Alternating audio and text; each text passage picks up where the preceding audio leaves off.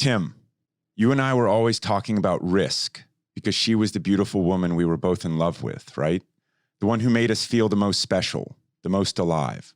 We were always trying to have one more dance with her without paying the price.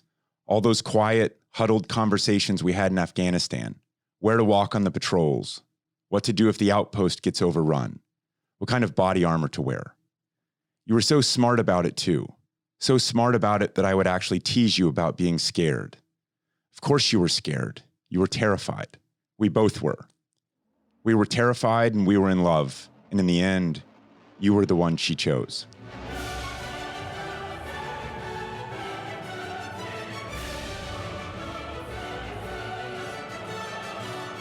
Welcome to Glorious Professionals, brought to you by GoRuck Media. I'm Jason here with Emily, and our guest today is Sebastian Junger, longtime war journalist, documentary filmmaker of The Last Patrol in Restrepo, and author of Tribe, The Perfect Storm, War, and most recently, Freedom. The intro that I read came from a piece he wrote in memoriam of his friend, Tim Hetherington, a photographer who was covering the conflict in Libya in 2011, when he got hit by a piece of shrapnel in Misrata and ultimately bled out in the back of a pickup truck en route to a hospital.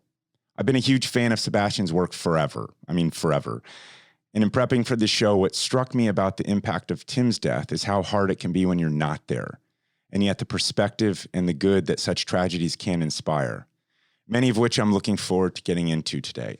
Sebastian, welcome to the show. Thank you, and thanks for reading that passage. I hadn't heard it or thought about it in a long time, and it definitely is one that affects me. I've been thinking about it a lot since I've read it, and there's a lot to unpack there, my man. But I before we get to that, and I want to spend a lot of time on that, I'd love to just kind of talk about how you grew up or your early mentors, so that we kind of figure out how you ended up on this crazy journey. Yeah, I mean, I grew up, and maybe this is telling, but I grew up in a very safe, affluent, upper middle class community suburb outside of Boston called Belmont, the loveliest place in the world, and maybe one of the most boring. And I think it gave me, my father grew up was a refugee from two wars, from the Spanish Civil War and then when the Germans invaded France. My mother's family goes back to the Pennsylvania frontier and the Ohio frontier. I think growing up in Belmont, it made me think, okay, well, this is pleasant enough, but it doesn't feel like real life. It doesn't feel hard. It doesn't feel that meaningful. It's just kind of pleasant. And I want to understand what the rest of humanity considers life, real life.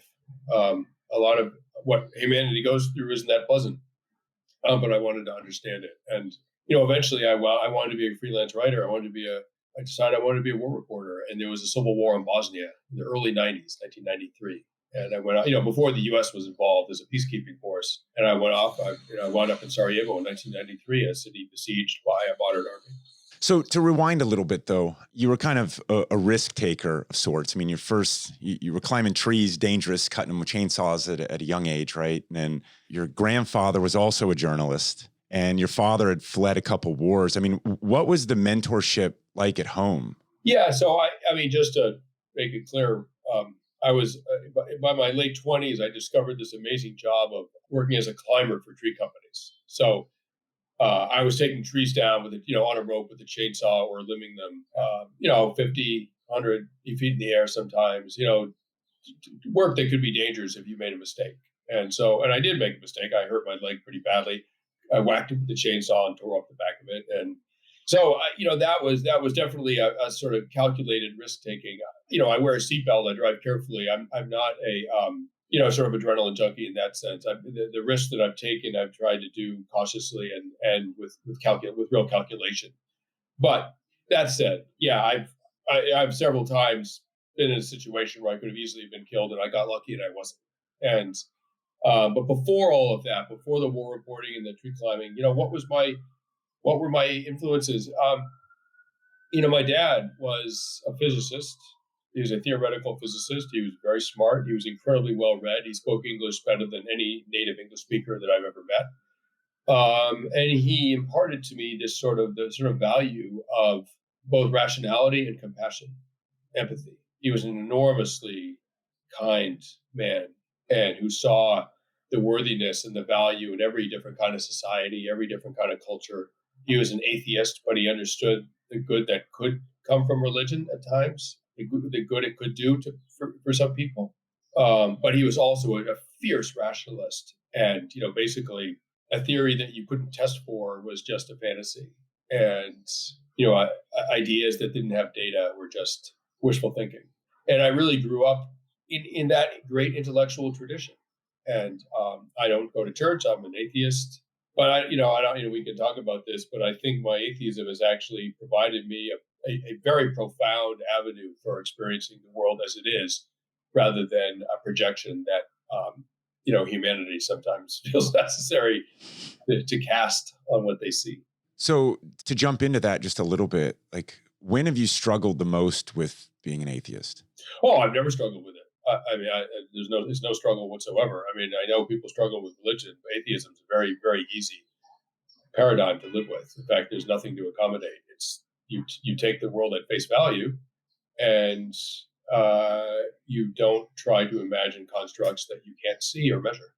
So the magic of kids being born, or, losing loved ones, or grief, or, they say there's no atheist in a foxhole. That's true in my case. And I've been around other atheists as well. It's just, it's fascinating to me how everybody can tick. Yeah. I mean, kids are magical. I mean, I don't need God, the idea of God, to make them magical for me. They're magical in their own right. I have two children. God wouldn't add to my love for them or my appreciation of them the mystery of it all. Like, when God, and if God does add to that for somebody, go for it. I mean, it's definitely believing in God can be adaptive for some people, for some societies. The mystery of death. I mean, I almost died last summer. I had some very odd experiences in that sort of, we can talk about it, in the sort of twilight zone between life and death. I spent quite a while there, and saw some very strange things. But the idea that the value of the physical, tangible world that we inhabit for a brief time, that value comes from something that we can't see and that we don't know exists, is just silly. Like, the world that I'm in is miraculous in its variety and its meaning, and in its wonderment and in its tragedy. Like, it's like I got a full meal right here just with what I can see in front of me. We all certainly do, especially if we're grateful for it. So back to your dad real quick, and kind of this career push. This idea that you don't owe your country nothing came as some sort of surprise to you. And I'm sort of curious how, in the sort of service of war journalism, or the path that you chose, and how you kind of view that as this is like, at some level, service is selfish, and you're serving in a different capacity. And how did you reconcile any or all of that at a younger age?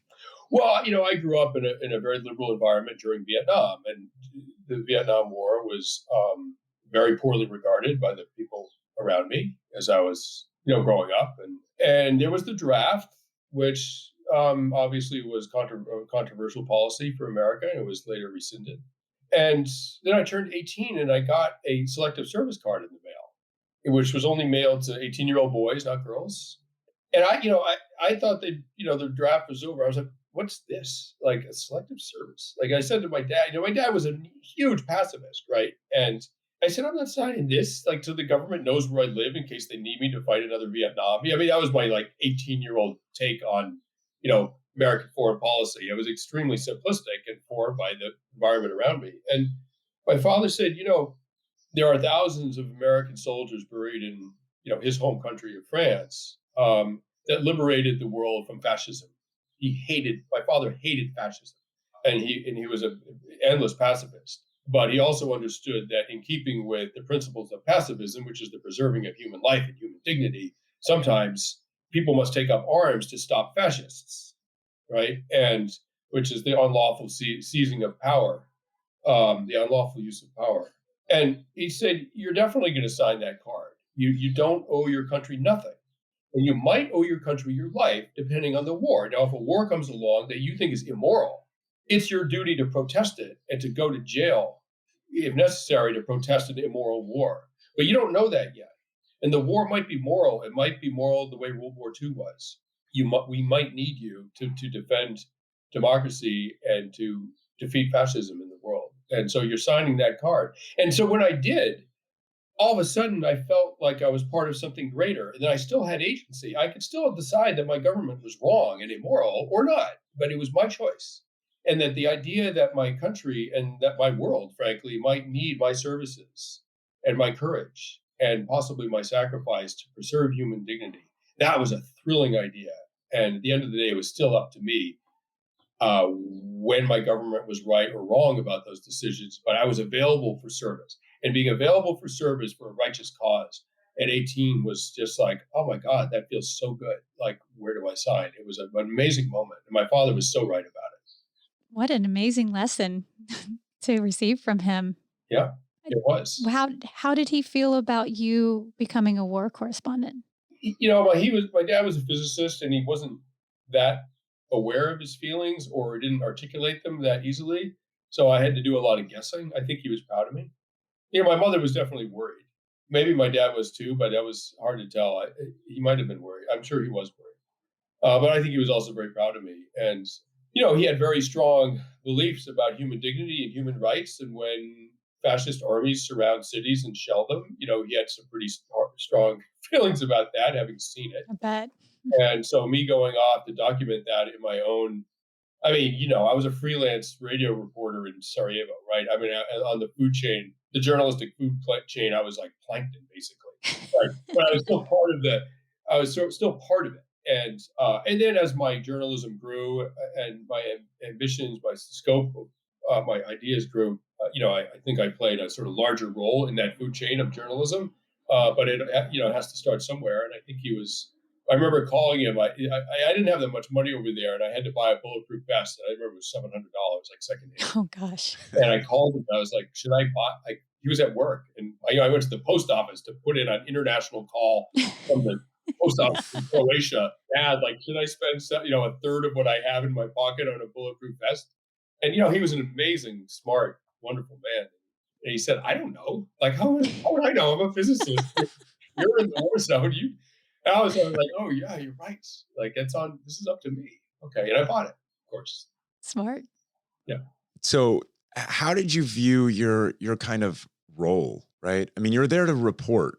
Right? I mean, there's a lot of bad stuff going on. I mean, is this a form of service? Is kind of what I'm getting at. The world needs information to make wise, compassionate choices about how to conduct itself uh, when faced with the violence and abuse that some governments and some people are capable of. The most obvious example is World War II. I mean, had the abuses being committed by Nazi Germany, had everyone known everything from day one, had that somehow been possible, maybe we would have joined the war earlier. Maybe we wouldn't have waited for the attack on Pearl Harbor. Maybe we would have thought it's within, as human beings and as Americans, it's within our purview that we not allow fascism to take over Europe and to allow a genocide to happen. My father first fled fascism in Spain when Franco took over. It was a democratically elected government. The fascists said the election was rigged and there's only one way to correct this, and that's with force. And they took over, and 1% of the Spanish population was executed for their political beliefs against a wall by firing squad. Right? The anarchists did some of that, but most of it was done by the fascists. And so my father left Spain with a just loathing of fascism. And he would sort of say the word. He would almost spit the word when he said the word fascist, like he didn't want it the word in his mouth any longer than necessary. More people should feel like that, Yeah. if you ask me. Absolutely, yeah. And so he came to this country. He saw it as the world's savior, like defeating fascism. Like fascism will never come to this country. He was convinced of that. I'm not sure it's quite as safe from fascism as he thought, but hopefully it is. So, sort of at a personal level, what was the risk? Was that the drug? When did that become? Because there's a selfishness to this. I know this. Just the pure adrenaline dump and you're just chasing it. It becomes the drug, and you're just more and more and more and more, and then you get sent out to pasture at some point, and that's it. Or you don't make it. I mean, it's kind of the way that it goes. Like what was that evolution like for you? So here's where journalists and soldiers sort of they have a lot of overlap, but they also part ways at a certain point. So soldiers are doing a job combat soldiers are doing a job that's very risky. And one way that humans deal with risk is with adrenaline and adrenaline can feel horrible and it can feel very intense and empowering, right? And you can, I think addictive is the wrong word, but you can come to need that adrenaline experience to sort of feel like you're fully alive. And in fact, living in that world of high risk can feel like the only meaningful existence, and anything calm and peaceful is actually wasted time. And your identity becomes dependent on taking risk. In fact, the way you describe yourself to yourself is, I'm a person that's not scared of risk. In fact, I like risk. In fact, watch me go. Right. And I totally get it, because there's a lot of journalists like that. And I was like that. I mean, I'd be covering wars, and I'd be in a situation where there was no combat. I'd be think, what? I'm a fraud. I mean, I'm a war reporter, and I'm drinking tea in some town. The real thing. Of course, it's the real thing. I gotta get my $700 out of my bulletproof vest.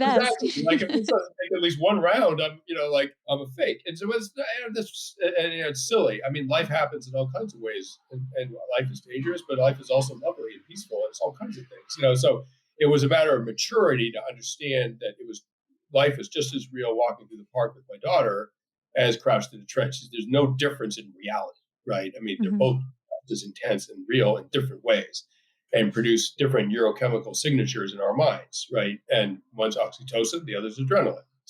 But the other thing that journalists do is they're not just doing a job in combat, they're also communicators. They're telling the rest of the world about something that's happening. So yes, I think there is a sort of an adrenaline response that soldiers and journalists get in sort of frontline situations, but there also is a kind of intoxication of relevance. Like, I'm relevant right now because I'm a crucial link in a chain of communication that's telling the world what's happening in real time in Chad or in Minneapolis or in wherever it may be. But it's happening. It's going down. I'm here. I'm telling people about it. And that role of being a conduit for information for the rest of the world, from Sarajevo, whatever it is, becomes intoxicating itself.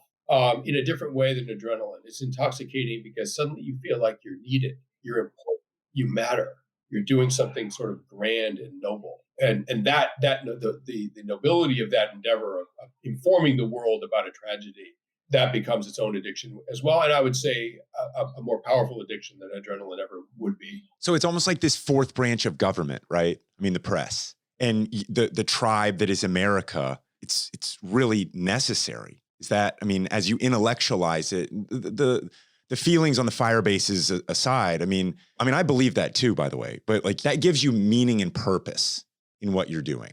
Yeah. I mean, I would say I wouldn't say it's a branch, it's not like a branch of government. It's not paid for by tax dollars. This is private enterprise, and it's not subject to federal oversight, which obviously would be a slippery slope. The great thing about journalism is that it's actually outside of government control.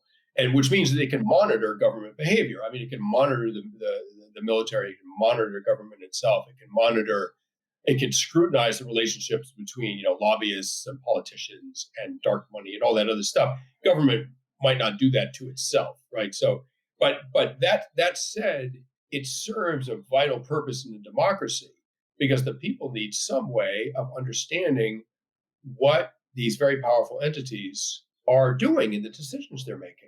And we might not trust, the Army or the fire department or the IRS to tell you honestly about its own inner workings. I mean, maybe they'll be honest, but you don't know. And you really need a sort of outside actor that doesn't really have an agenda, or hopefully doesn't have an agenda, that is, looking for the truth. Its central ethos is, I want to find out what's true. And anyone who has an agenda and does not have that as their central ethos just simply isn't a journalist.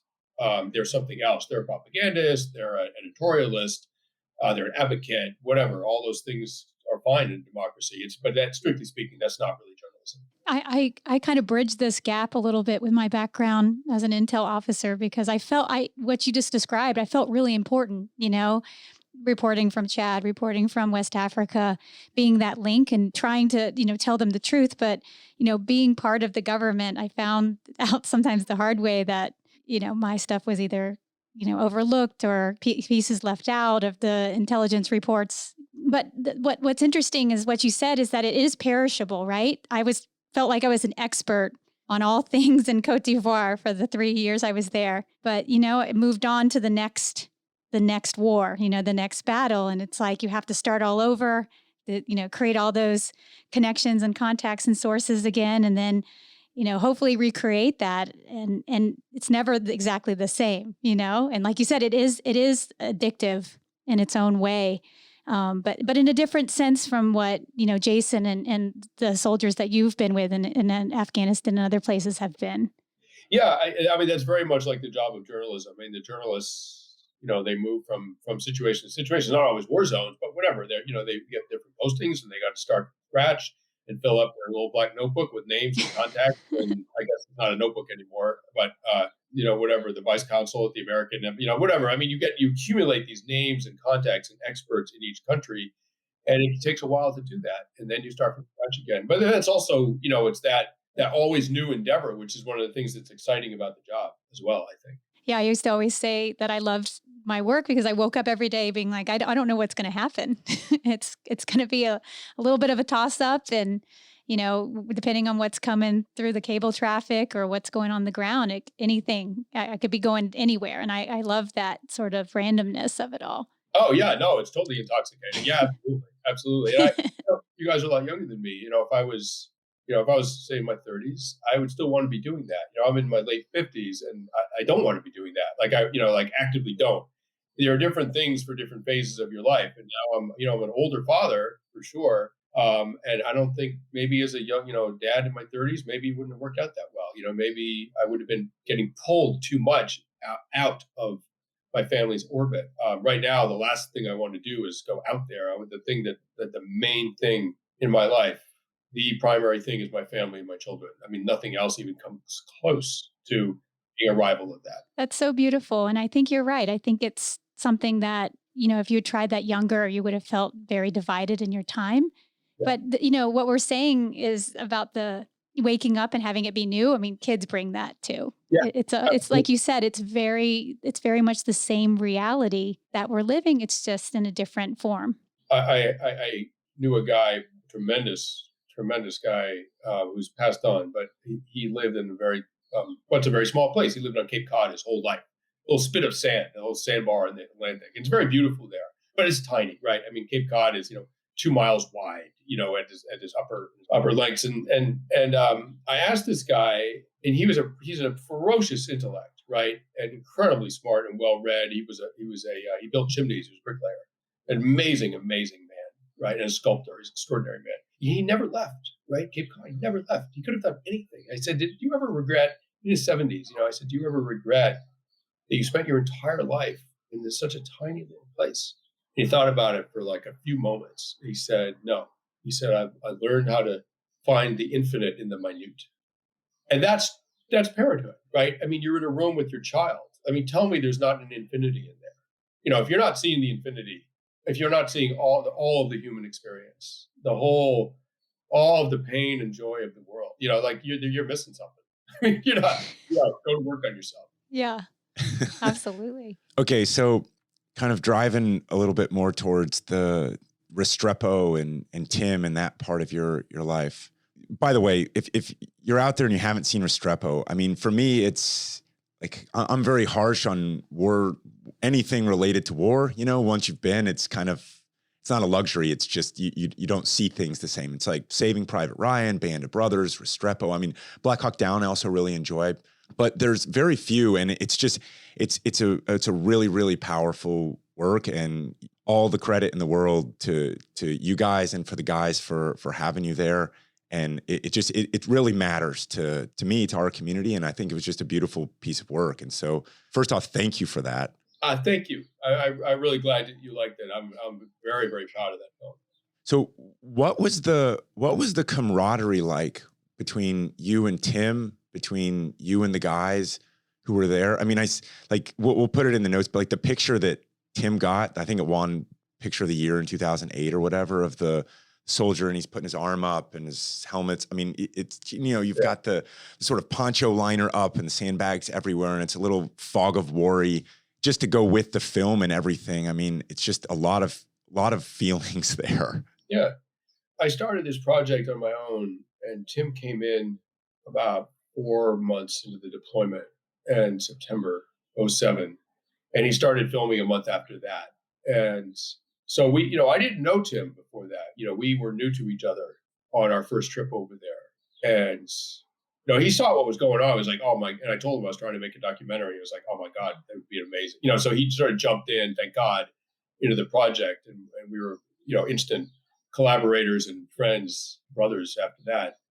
But we were new to each other, right? So it took a while, but it didn't take a long while. I mean, how long does it take in combat to feel like the guy's your brother? Yeah, exactly. A week, real fast. Or bad weekends, whatever. Right?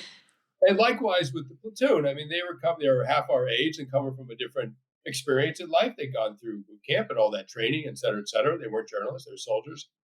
But pretty quickly, those differences evaporated. We were able to handle our end of the deal and not let them down and not compromise them. And in return, they gave us their friendship and their trust. And by trust, I mean not only would we not encumber them in a firefight and cause a problem, but their trust journalistically that we would be responsible and accurate and honest with the material we were gathering.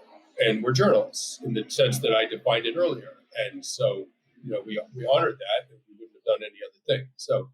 But after a few, Tim and I we each did 5 1-month trips, sometimes together, sometimes apart. And so by the end of all that, by the end of the deployment, we were absolutely felt like we were part of the platoon. Were we soldiers? No, that wasn't our job, but we were part of the platoon. I would have done anything. I would have risked anything to help any one of those guys. And I think any one of them would have likewise done anything to help either of us had we been hurt, had we needed them. I mean, it's kind of beautiful how you can take someone with I think you describe your father as extremely pacifist, and that, passed down to you. You went to Wesleyan, not known as a hotbed of a feeder school for, the armed forces, not so much. Right. And, I think there's something beautifully American about that melting pot that you got and what you were able to bring back with the film. And then, what that inspired after that, because you didn't have too much more time with Tim left on this earth. And you guys were making the rounds, so to say. I mean, there's some pictures, I just go back to your life because I've kind of been in various stages of this, right? You're in war and then you come back and it's like this parade at the Oscars. And then, then some things started to happen that would challenge you as a person, right?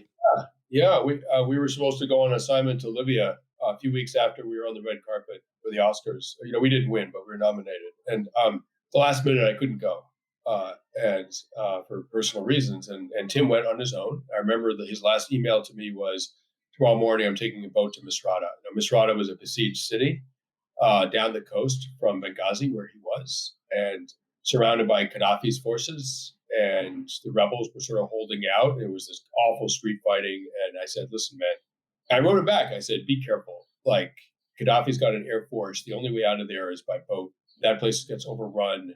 The first thing they're going to do is accuse you of being a British spy, and spies get shot. Just be careful. There's no way out. And, within 36 hours or so, he was dead. He was hit by shrapnel along the front line.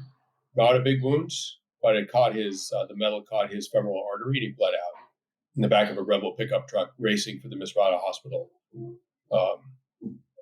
In the back of the pickup truck was a Spanish photojournalist named Guillermo Cervera. He was holding Tim's hand as he died. And I later got to know Guillermo, and he's a dear friend of mine now. Well, he went on the last patrol with you, right? Yeah. So what I'm getting at is all the things that would come, the second and third order effects of a lot of this. Yeah. So the first order effect of that was that I was in a marriage that I didn't realize at the time, but it was sort of coming unglued. I was coming unglued. I'd had a lot of reaction to the combat I'd been in that I didn't know. It wasn't handling very well. And then suddenly Tim died, and I just felt this avalanche of not just grief you can deal with, of guilt. Like, he died, I didn't. I should have been there. It should have been me. I should have been there to help him. On and on, stuff that didn't even make sense. But it reminded me suddenly of things that soldiers had said out at Restrepo about guys that died, and they blamed themselves. I've been like, what are you talking about? you got a bullet in the forehead 300 meters away on the top of a hill. How is that possibly your fault? And, you'd watch them spin this bizarre logic. It's not even logic that would make it their fault. Mm-hmm. All of a sudden I was doing that with Tim, and I really went down a very dangerous hole. And I was dangerously depressed. And a lot of things changed. My marriage ended. I mean, a lot of things changed. And but one of the things that I did was an idea that Tim and I had on a train ride down to DC to try to sell our film Restrepo to National Geographic, which ended up happening. But on the train ride down, I just looked out the window the whole time, and at one point I said, Tim, man, we could walk this whole thing. Like there's along the whole way, there's a dirt bike trail, or there's a maintenance road, or a cornfield, or a junkyard, or whatever. You could thread the needle here. You could walk the entire railroad line. It's all sort of no man's land along railroad lines. And, there's some homeless shelter. I mean, these homeless guys living under tents and all kinds of craziness. I was like, listen, man, we can walk this. You could never walk it on the roads because the cops would pick you up for vagrancy. You get hit by a car, whatever. Railroad lines, it's wide open. Like you do whatever, clearly you can do whatever you want. And so we decided to do it. And then he got himself killed. And after that, I picked a couple of guys from Restrepo, a couple of soldiers that we'd known and were close to, and Guillermo, the photographer that was with Tim. I said, I want to do this trip. And so we set out, and, it's just this no man's land. It's totally illegal. The cops were looking for us. They had a helicopter in the air at one point trying to find us one night. We were pumping water out of creeks, for drinking water and cooking over a fire. And we walked right through the ghettos of Baltimore and cornfields and the suburbs. I mean, the railroad line goes right through the middle of everything. And we were, we were dependent on society because every few days we'd buy food. We'd walk through town and get some food and load up and keep moving. But it was also illegal. So we had to sort of stay out of sight. It was this weird marginal existence that I found like completely intoxicating, like the game of coexisting on the margin of society and not getting caught. That to me was brought out the 10-year-old boy in me. I was like, oh yes, like this, I can do this for a while. So, veteran suicide is a huge thing. PTSD is a huge thing. There's a lot of people that are out there who are taking their lives. I mean, and it's brought on by some degree of depression. Right. And, I'll ask you about, we're definitely going to get into the last patrol and freedom and all that to go back though, right? Because you have this perspective and you have this ability to connect to people, I mean, like the personal side, I mean, as I understand it, you'd been trying to have kids for a really long time and your wife had a miscarriage. Yeah. And you're dealing with that. And then your dad dies. I mean, I'm getting like really sad goosebumps right now. Right. To think about the human emotion that's going through and your friend bleeds out in the back of a fucking pickup truck in a shithole in Libya. And you have to play the kind of game about, cause I've been there. You play the game about, if I would have been there, I could have pressed, I could have saved him. And like how, I mean, that's really bad. It was very bad. And I remember realizing, what it felt like was, and my first marriage, I mean, now I'm in a wonderful situation, 2 amazing kids, amazing spouse. And my first marriage was to a very good person who I really loved a lot, and she loved me, but the marriage didn't work. It just didn't work for a variety of reasons. And we ended the marriage on very, very good terms. We're still good friends. I mean, just so that I just want to be clear about that. We did the right thing in ending the marriage. But before that happened, I felt like I was sort of in this bubble of like bulletproof plexiglass, and I could be right next to someone I loved, and I would like reach out to touch them, right? And I just was like, "What's going on? I can't reach them. They're right there, but it's like they can't hear me. They can't see. Trapped in this bubble, and it was the most alone feeling. And the people I love the most, like I couldn't reach them. And I remember thinking, like maybe Tim got lucky. Like he died before life got tragic, before life got disappointing, before his dreams failed to come through. I wanted to have a family, and we weren't my first marriage, we weren't able to. And it was, just heartbreaking for both of us. And my wife, my previous wife has written about this, so I feel okay talking about it. I brought her back from the hospital after a miscarriage with the phone ringing, and that was the news that Tim was dead. I mean, it happened at the same time. It was that pregnancy that kept me from being over there and might have kept me alive. Think about that. Like the burden that would, I mean, so yeah, I sank like a freaking stone after that. And it took a long time to climb out of. And, this walk, the last patrol, was part of my climbing out of it. It's like, and I knew as a former athlete, I was like, if you do something and you make it hard enough, like you will emerge. Like if you, like eventually the athlete will emerge from the muck, they're like, okay, well, this shit still works. Like here I am. I'm covered in mud. I'm exhausted, I'm broken, but you know what? I'm still here. And I, as an athlete, I had that feeling, and the last patrol was a way of doing that, not in the sort of solipsistic loneliness of the marathon runner. I used to run marathons. I was a miler in high school and college. A really fast one. I ran 4:12 for the mile, which That's fast. is good. But that's a very solipsistic world, right? The last patrol was with these three other guys. Yeah. It wasn't combat. Combat is also, there's this sort of moral baggage that comes with combat because people are getting freaking killed, right? Like, oh, that's your therapy, is going to a place where people are killing each other? Are you kidding? How twisted are you? I mean, you can send yourself on a weird trip with that too. The last patrol was completely innocent, slightly illegal, I could live with that. And, Yeah. and no one had to die. No one was getting killed for this, right? It was like morally free. And it was exactly what at least I needed, and I think the other guys needed as well. Sebastian, when I read the book Freedom, yeah, it was before knowing the backstory of what was in the backdrop of your life at that time. And yet I had this sense through your writing that you were healing with every step, and the fact that you didn't do it alone, I think is really telling and speaks to the work that you've written about through Tribe as well. And it's an extension of that you still needed to depend on each other. Yeah, I mean, we're humans. I mean, not to be like anthropological about it, but there is that level to everything. Obviously, where we're humans are social primates. We get our safety, our physical safety, and as a result, our emotional safety from the proximity of others that we trust. Mm-hmm. Right? I don't mean Grand Central at rush hour. I mean other people that we trust and that we would risk our lives for because they would risk their lives for us. And that's a platoon in combat. That's a family. Ideally, that's a family.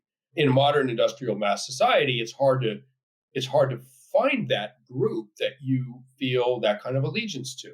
I grew up in a suburb, and so I think that's sort of what ails us in a sense. That's what Tribe was about. Well, what did I do in the last patrol? I gathered three guys, four guys, and I was like, okay, we're going to put ourselves in a situation where we need each other, right, on every level. And one time we were walking through a 110-degree heat index. And, I don't name anybody. I don't say who did what because I don't want us as individuals to be the point of any of this. So one of us started to experience sort of heat failure. Our packs were 60, 70 pounds, not crazy heavy, but That's heavy. Heavy enough to break you after a long day or after a long month of walking. And, one of us started to fail in the heat, incredible heat. And so one of the other guys said, all right, listen, man, I'll take your pack. Don't worry about it. So now we doubled up, 100, 120, whatever pounds it was. We were going a little bit light at that point. That's what you do, right? And that reciprocal relationship makes everyone feel extremely good. Are you free from the expectations of the group? No, your group is free. I mean, it's like, as I said in the book, 400 miles, most nights we were the only people who knew where we were. That's a form of freedom. There's lots of definitions of freedom, but that's definitely one of them, right? But were we free from the expectations of the group? No. It was the agreement with the group. It was an agreement between the individuals in the group that allowed the group itself to be free. Mm-hmm. But the individuals in it were not free, but people don't want to be free. Complete freedom is terrifying. It means you're alone in the friggin' universe. Yeah. Like, come on, that's a terrifying prospect. Well, isn't this balance? I mean, you've been living it, right? I mean, I think you gave up war journalism because of Tim. That was your line, and you said, I'm not going back. Yeah, I didn't want to do to everyone I loved what Tim I suddenly realized was doing to everyone he loved. It seemed like a selfish, all of a sudden war reporting didn't seem noble, it seemed selfish. and I think there's an evolution to that. And that led to, you're the expert on this, but in Native American societies, I mean, they will literally beat themselves. They will self-flagellate in order to grieve, in order to do something to help them with the coping of loss and grief. And that's, they're still part of the tribe. Yeah. And yet this is what the tribe does. And this, to me, that's what I thought of when I thought of The Last Patrol. And meanwhile, while you're on The Last Patrol, you're thinking or writing or starting to formulate what became Tribe. And then you're moving on later to Freedom. Tribe very much about tribe, freedom very much.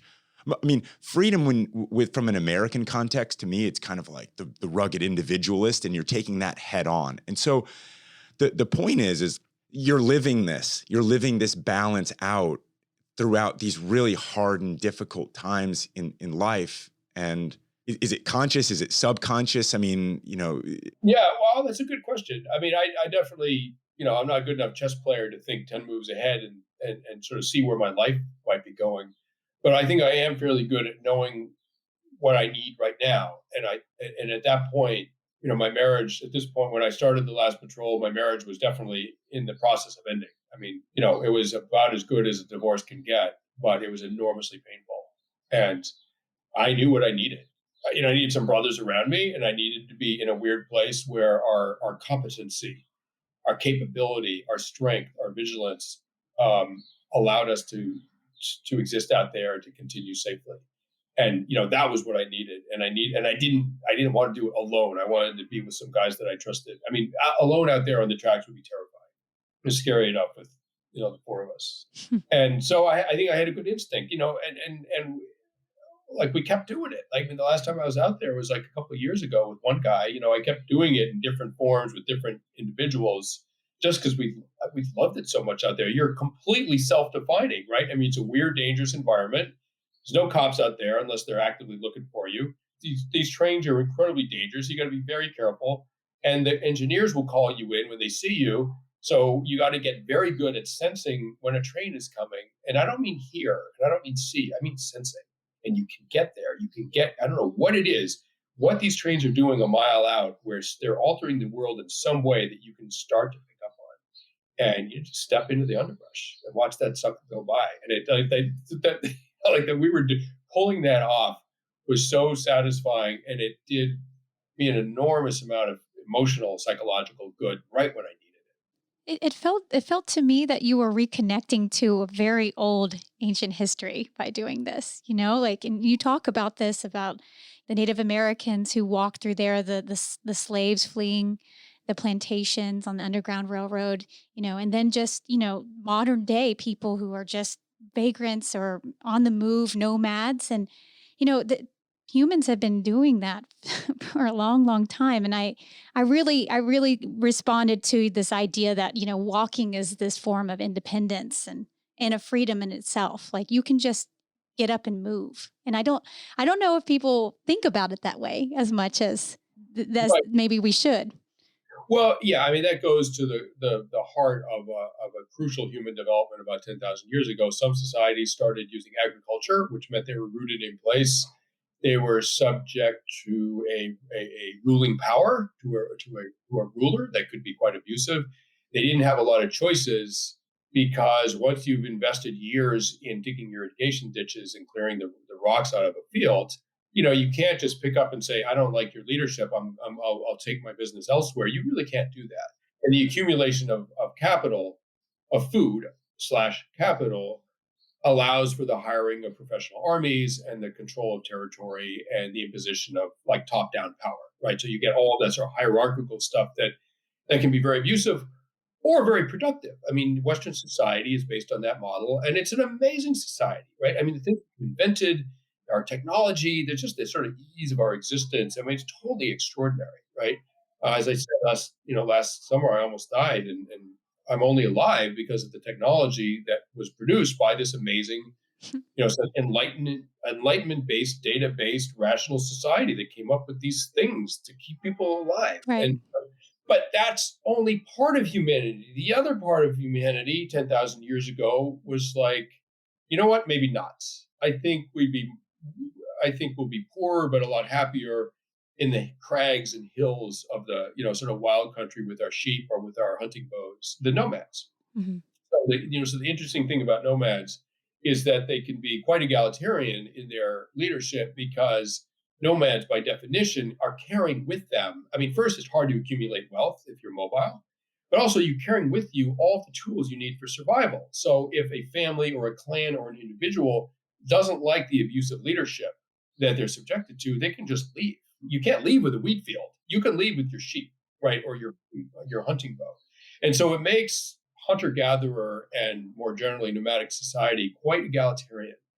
And leaders lead with the consent of the led, which is not necessarily true in a Western society or any kind of top-down empire. And as a result, the poorer society, and invariably that's a nomadic society, as a result, the poorer society often pities and looks down at the wealthier sedentary society. We're the descendants of wealthy sedentary agriculturalists. But it's really interesting. You look at some of the myths and the songs and et cetera of mobile societies, and you can just smell the sort of like condescension in there. Yeah. There was a tribe named the Yamut, a very, very fierce horse culture, like horseback riding pastoralist culture in northern Iran. And they had a saying about the agriculturalists. I don't have a mill and willow tree. I have a horse and court. I will kill you and leave. And that, that sort of epitomizes the arrogance of the mobile. You wrote about this in Freedom, like walking through the poorer communities. You were often asked if you needed water or if you needed help. And yet, in more affluent communities, people wouldn't engage you. They would be more likely to report you to the authorities, which I think is really indicative of what you're talking about. Yeah, affluent people have more to lose, and they depend on a reliable social organization, the police, to sort of keep them safe. And it's known that affluent societies broadly have a higher rates of depression and suicide in poorer societies for all the stresses of poverty.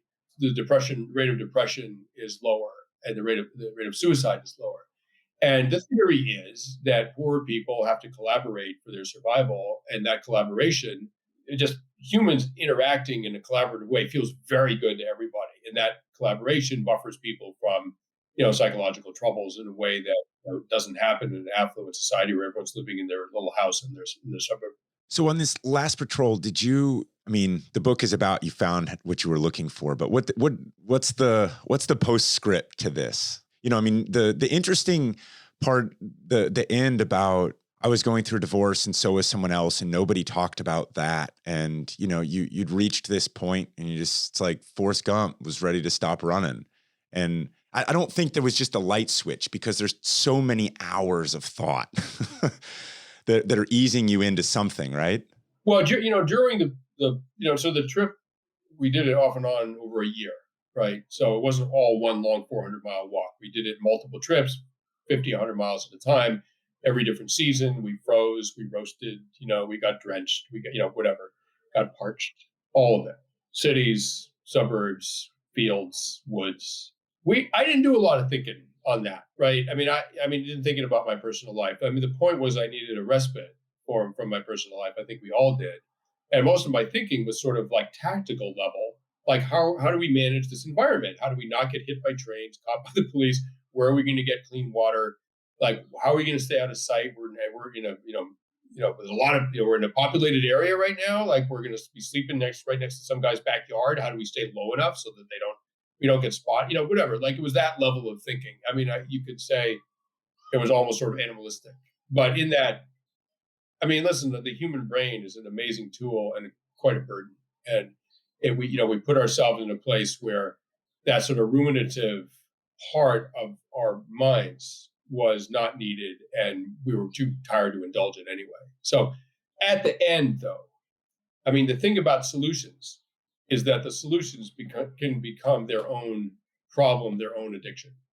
You can become dependent on the solution, like you were dependent on the thing that the solution was a solution for, right? You have to be very careful about solutions because you can wind up dependent on them. And what I didn't want to do is live a life of constant movement where I just never had the time or energy or reason to think more deeply about my existence and the people I loved and what am I going to do with my time on earth. I just wanted to make sure not to do that. And if you're open to it, you will know when you've arrived at the end of anything, end of the marriage, end of your military career, end of the long walk, end of your use of alcohol and drugs, and whatever, end of anything. Like you will know when you've arrived at the last day, the last mile, the last campsite, the last bottle of whiskey. And I've arrived at the end of all those things. I know exactly what it's like, and I recognized it in Connellsville, Pennsylvania, sitting on by the river. The Youghiogheny River goes through Connellsville. It was a very prosperous mill town a long time ago. It's fallen on hard times. It's desperately poor now. And, nobody even has a backyard above ground swimming pool. I mean, everyone on a hot day, the people of Connellsville walk into the industrial river that flows through their city. They take the heat off in that river. And so that's where we wound up. I mean, it's horrible what high heat and a lot of walking and great weight do to the bottoms of your feet. I mean, it just turns them to oatmeal. And I was like, we had a little further to go in my mind. And I was like, you know what?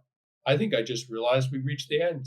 I don't need to go that next 15 miles to this special spot I wanted to see. I was like, we're here. We're done. Time to go home and start the other class patrol of encountering my life at home. And I did that. And I did it well, I think. And the other men that you were with, they were fine with that being the culmination as well? Oh my God. I think if I said, come on, man, we're pushing on another 50 miles, I think I might have survived. Well, something very unfortunate would have happened to me somewhere in the hills of Western Pennsylvania. Oh gosh. Oh, yeah, we were all broken men. I mean, we were all just annihilated. So it was the right choice. And half of us, 2 out of 4 were getting divorced, and nobody mentioned it for the entire trip. And it was time to start. For all of us, it's time to start thinking about our lives. And I think we all kind of knew it. You wrote a really moving passage about just the walking and the cadence that Jason's going to read, but our community does this, on a regular basis. We set up simulate these sort of safety net, but push you out of your comfort zone sort of trials. They're not as long as what you've done, but 50 milers, we've done it. So they'll get a taste, but I think you nailed it on a 50 miler from Utah Beach to Omaha through Point de Hoc and all those places. That's about as pure as it gets, man. Yeah. I mean, it's awesome. So anyway, long story short is we respect someone that wants to strap a rucksack on and go 400 miles. And in dealing with this, what I find interesting is that you say you were ready to start thinking about your lives. So I'll read this and then ask you some about that. Cadence can only carry you for so long before your body starts to fail, but even that's not the end. Sometimes you enter a great blank place where a whole hour can seem to go by faster than some of the minutes within it, and the loyal dog of your body trots along as if the entire point of its existence is to expire following your orders. It's a kind of fugue state that is weirdly easier to resist than the thin weakness that can creep up unexpectedly and petition you all morning long with its cheap little deals. Take a break now and walk more later. Back off the pace and walk a little longer. Unless you confront this little traitor head on, it's only a matter of time before you will start to listen. Drop a discarded steel tie plate into your pack for a few miles or take the pace up a notch. Once I felt so weak that the only thing I could think to do was start running. I mean, that's like outsourcing your problems to Dr. Payne right there. Hey, Dr. Payne, I got some stuff for you. Here you go. Let's do it. Well, to a lot of people, that passage would just seem like, well, there's an man who needs some psychological help, right? But I think to people like you guys, a lot of people in the military, and certainly to a lot of athletes, they would recognize it. Be like, oh, yeah, absolutely. Like they would recognize what I'm saying as true, and not just true, but immensely helpful at points in their lives. So how do we reconcile? How do we reconcile this kind of artificial, I don't have to go do this quest for freedom, this 400 miler, these kind of things that we do to ourselves in order to be able to think about our lives, right? I mean, because nobody wants to be with their kids at the playground staring at their phone because they're so distracted and you're not doing anything well. And these are the balances that we all face in life. I mean, how do we tackle those?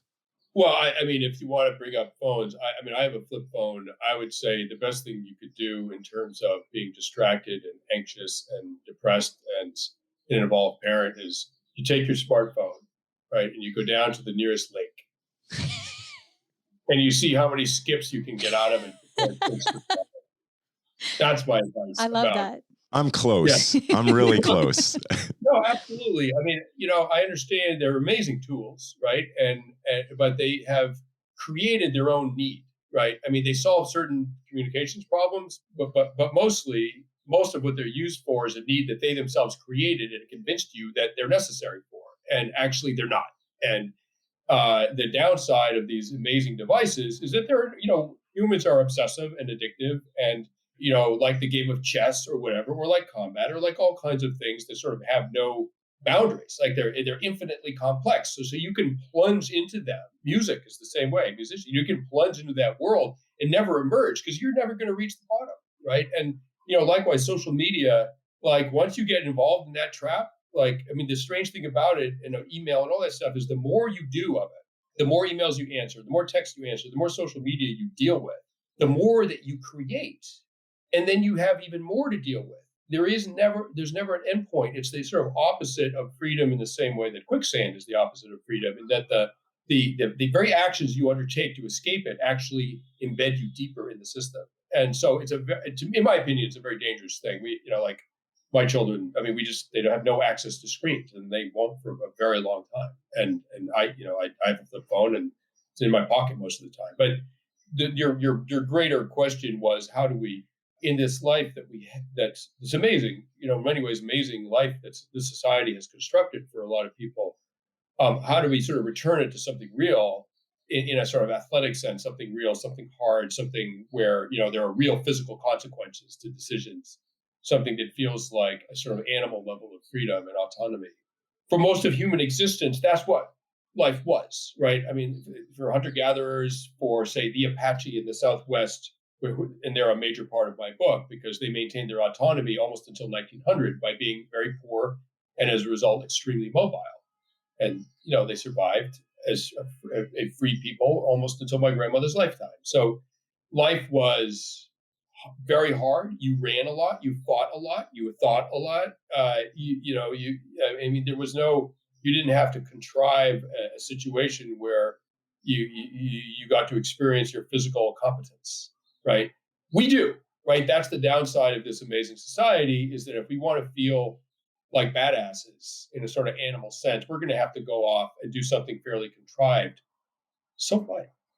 It's better than not doing it. It's pretty clear that kind of physical use of your body and your mind is very, very good for your mental health, and your physical health. So some people ride bikes. I don't know, whatever. You don't have to walk along railroad lines. You can walk the Appalachian Trail. You can do a lot of pull-ups. I mean, whatever it is, but you'll know it. I mean, you'll know when it's helpful to you when you're doing it because you'll feel differently about yourself. So what? Just do it. Yeah. I agree with you, right? I mean, it is possible to intellectualize everything way too much, right? Like to apologize for the fact that we don't have to live like Native Americans or like, there's a lot of downside in those cultures as well. Yeah, absolutely. Yeah. All right. So let's get to the next chapter in your life, because I think a lot of your perspective, your life has almost come from the down of 2011, 2012, 2013. I mean, you had to fight your way through that. And what I love about your story is there is kind of a happy ending. Yeah. Not that it's over, but there's this idea of, how you found even more meaning on top of like you almost had to start over, reinvent yourself. Yeah. I think I had to be prepared to let everything that was reassuring to me until then, be prepared to let it go. Financially, where I lived, what I was doing, how I earned my living. Everything was up for. I had to make everything available for letting go of. And when I did that, something changed. I stopped acting out of sort of fear. It's scary to leave your marriage, right? I mean, even a marriage that's not working, it's still scary. And you could be all kinds of courageous in combat, not that I am, but you could be, and still terrified of getting divorced. You know what I mean? I mean, there's those like depths of like loneliness and alienation that can be way scarier than any bullet. And you have to be willing to say, okay, well, then I'm just going to experience loneliness for a while. Okay, then I'm just going to be whatever. Then I'm just going to be scared for a while. All right, that's what it is, you know. And when you sort of accept like that, then you really can start making healthy choices. And did you ever think about ending your life? I thought, no, I didn't. I thought that Tim had gotten lucky. For a brief while, I thought Tim had gotten lucky, and that I was going to have to follow through on the really tough part of life. Is to watch all of your hopes and dreams not happen. And you know, for me, that was among other things having a family. And but no, I never thought about actually taking my life. But that thought that Tim was lucky, the lucky one of the two of us, you know, he died at the sort of in his ascendancy to enormous sort of nationwide grieving. You know, like, wow, that's a Viking funeral right there. Like, well done, sir. You know, like, I mean, I'm going to have to see this thing through to the end. You know, like, well, that's a way to go out, and that's a dangerous thought. That's not a good thought. No.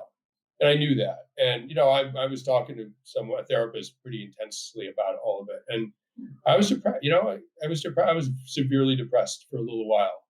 Did you take medicine? Was there other stuff that you were, I mean? No, I mean, you know, partly, I mean, depression, if you think about it in evolutionary terms, all these, you know, depression's adaptive. I mean, depression, you know, arises in a situation where you're in danger and laying low is the best thing you can do. And, you know, PTSD, all that stuff, you know, these are adaptive behaviors up until the point where they're chronic and you can't get out of them.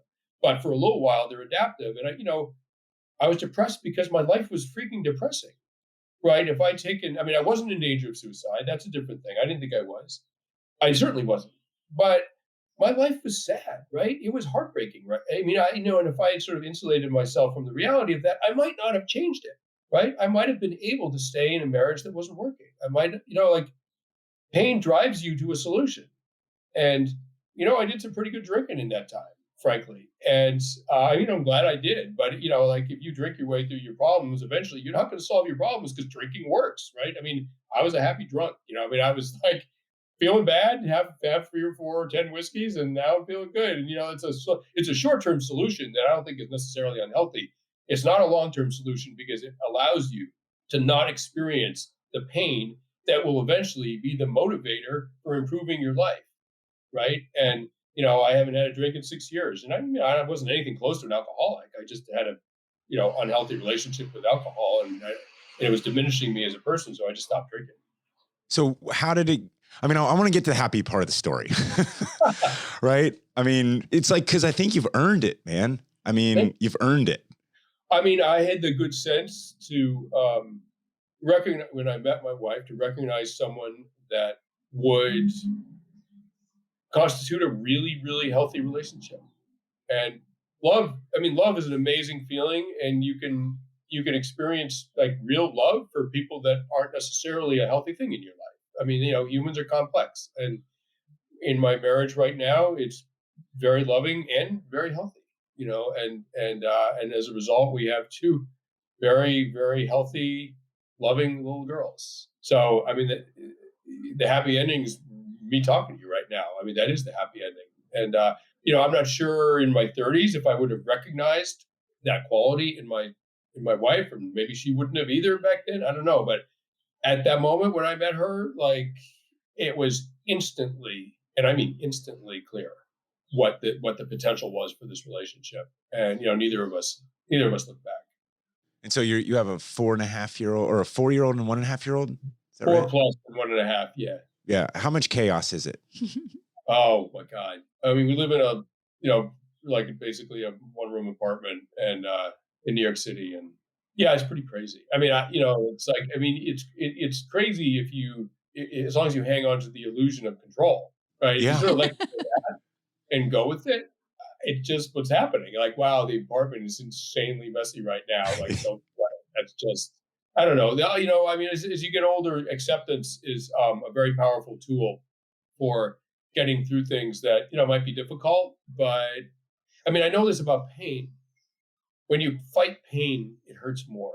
And when you breathe, I mean, women who have given birth know this, when you breathe and don't fight the pain, make it part of what's happening right now, it stops being this adversary. It becomes something you can kind of work with.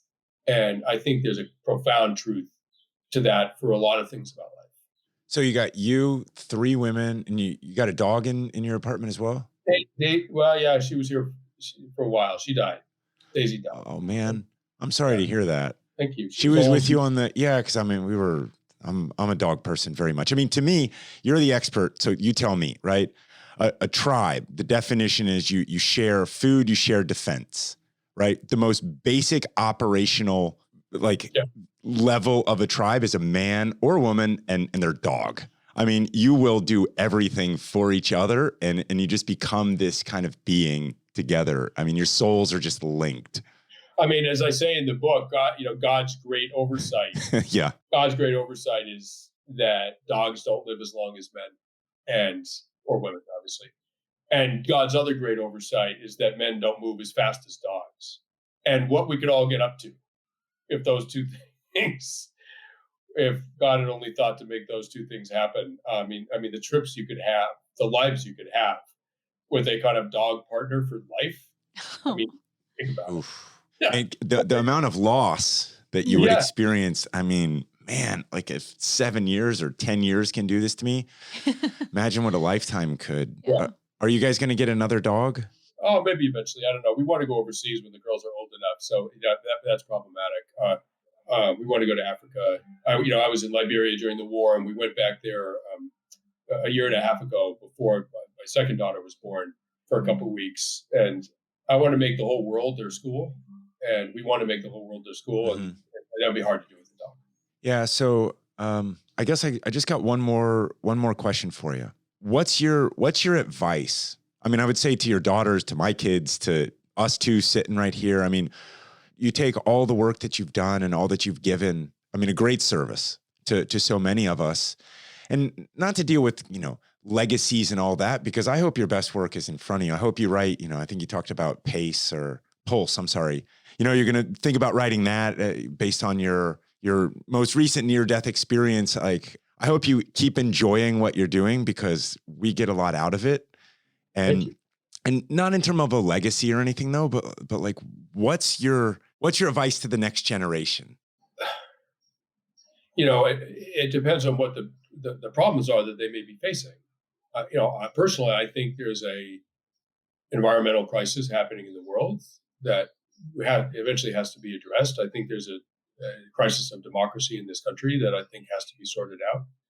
So I don't know how to advise about those things. What should someone do who's 18 right now, right? And they're like, I want to make a difference. Think about when you were 18 or when I was 18 or 22 or whatever. Like, how can people find this path? And you have to have some skin in the game. It might cost you a lot, but It's going to be worth it. How should they look at tackling life's challenge like that? So making a difference means that what you're doing is benefiting others as it benefits yourself, right? If you want to do something that just benefits yourself, if you want to make $100 million on Wall Street, I got personally no problem with that, right? It's just that person might be at risk of thinking that they never made a difference, right? So if you want to make a difference, it's going to mean foregoing some of your personal interests, at least a little bit. You might be. There's a million ways to make a difference. You can be a firefighter. You can be a school teacher. You can be a doctor. You can whatever.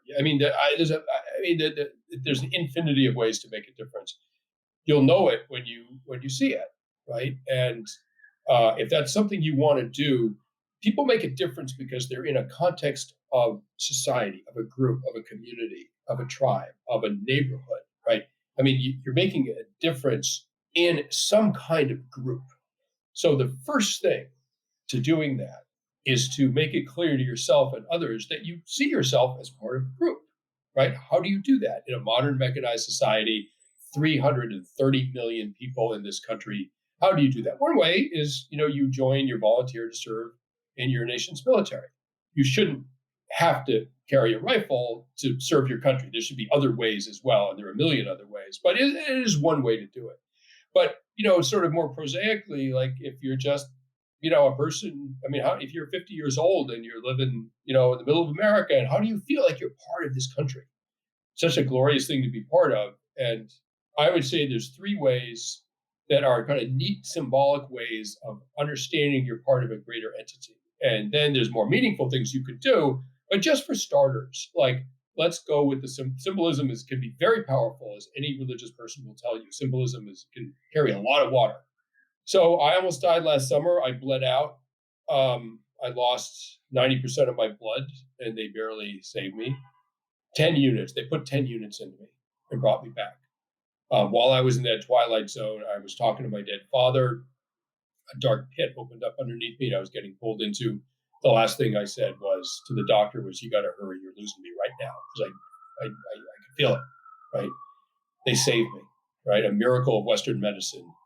But really what saved me initially was 10 units of blood from 10 different people who I'll never know. So what can you do to be part of this nation? Give blood. Just for starters, give blood. Blood unites everybody. Rich, poor, white, black, Republican, Democrat. Blood doesn't make any distinction whatsoever about any of that nonsense. It's just human, and it makes you part of the human race. And I owe the universe 10 pints of blood, and I'm getting to it, right? I'm donating, and you know what? Donating blood feels really good. The other thing is vote. When you vote, it means that you need your country to act responsibly, and your country needs you to participate. And it makes you part of this amazing democratic endeavor. A lot of the world doesn't get the chance to vote. They don't have the right to vote. And finally, serve on jury duty. Your peers need you, right? Like, without jury duty, one person decides the fate of another person. That's intolerable in a democracy. That's a monarchy. That's a dictatorship. So serve on jury duty. And you don't do those three things, you will feel like you're part of something. And then from there, you want to make a difference. Your ability to do that is only limited by your imagination. You'll know it when you see it. Sebastian, thank you so much for coming on today. We really appreciate your time. I really enjoyed it. It really was an honor to talk to you guys. Thank you for having me on. Thank you so much. It was a pleasure. All right, Sebastian is back to his studio apartment with his two daughters and his wife. Yeah. Just you and me in here. What'd you think, Sudi? Wow. Yeah. You read his work and hear his bio, all that he's done, and it's a little intimidating. I have to say, I was a little nervous, but he was very approachable and very generous with his time and words. I think the work he's doing is really critical to our society, and I see it playing out in the things that we're trying to do here at GORUCK, and I also see the potential for his message to really make a difference in the areas of our society which I think are hurting. He's coming at it from a very interesting angle. Like he said, he came from a liberal background, Northeast. Wesleyan. It's literally one of the most liberal schools on planet Earth. And yet, look at the trajectory that his life took. Yeah, it's great. He saw war firsthand. He reported on it. He got to get close with veterans without being a veteran. That's unusual. And then, suffered a lot of loss. But then he's able to communicate it. This is what's so beautiful, is that a lot of people go through these types of things, these struggles, right? But when you get someone who goes through it, who is also a storyteller, it really takes on, a wider form. And I think that's a real gift that he gives us. So I'd listened to a couple other shows that he'd been on recently, and they're well worth listening to. He was on Joe Rogan, he was on Tim Ferriss, he's been on several other shows, and he talked at length about his near-death experience last year. He says a lot of great stuff, right? The Tim stuff really stuck with me. It really stuck out to me, and it's not something that he's really... Tim, his friend who lost. Yeah, Tim, his friend who lost his life. I left a lot of stuff out. There's a lot of great stuff that you can get from reading his books. You can get from watching his movies and listening to his other podcasts. I really wanted to kind of, I don't know if humanize him more seemed like a right way. I wanted to kind of peek behind the curtain just a little bit more than. Well, that's what we do here, right? I We want suppose. we want to talk about who he was as a person, how he grew up, and what were the things that motivated him or made him make the choices that he did, and how he's reconciled them. I guess the challenge when you have someone like Sebastian on, who's very smart and very, very seasoned at these kinds of things, is you get very comfortable with, I mean, there's the press sheet that came, and there's a lot of questions on there, right? Like, here's questions for thought, and And I they're read good questions. they're really good questions, Mhm. and they're very sort of thought provoking. Mhm. Most of those you can get from reading the book. You all get to tell us what you think, how we did, but I really enjoyed the humanity. Yeah. Another interesting thing about Sebastian Junger and his writing is that it's very accessible. It's not 500 pages, there's not a lot of words you have to look up, and yet it's still it can reach a wide swath of Yeah, people. another fun little fact I forgot to ask him about. So he still hunts and pecks, 2 fingers. Are you sure? Oh yeah. Oh yeah. And I'm like, well, of course his books are shorter, right? I mean, but it forces a clarity of thought, I'm sure. I just, there's all sorts of stuff. It's just dense writing. Yeah. So anyway, this interview is a little bit different than some of the ones that he's been on recently that I've listened to, at least. So hope you've enjoyed it. There's a lot more to talk to him about. Maybe sometime we will. We didn't get into women that much. We didn't get into Native American cultures that much. I really wanted to. There's a book called Empire of the Summer Moon that talks a lot about those kinds of cultures. That's really stuck with me. I mean, Tribe was so much focused on the honor in those cultures, which, by the way, the Special Forces crest is the Native American arrowhead. I mean, we as a society and warriors have taken a lot from that, and yet there's a lot of contradiction to that honor as well. I mean, there's rape and there's torture and there's just everything that goes with it, and Sebastian talks at length about a lot of those things. Well, he writes about them, but he talks at length about them. And, if we had another couple hours, we would have really dug in. Yeah. But I think it's really worthwhile listening to his book. I actually read and listened to it at the same time because I don't retain things as well if I don't read them. But I loved hearing him read his own book, in Freedom, because it really kind of takes you there. And he talks about these things that are very relevant in our society today, and yet they are still steeped in this sort of ancient history of humans. yeah. And so the interesting thing is his life's in a very different place right now than the last patrol, and that he's just leapfrogging in terms of perspective. And it's a nice ride that we all get to be on, and to read his work and to watch his work and stuff like that. So if you've enjoyed this, please tell a friend. How do you want to end it? Well, go get the book Freedom. Yeah, go get the book Freedom.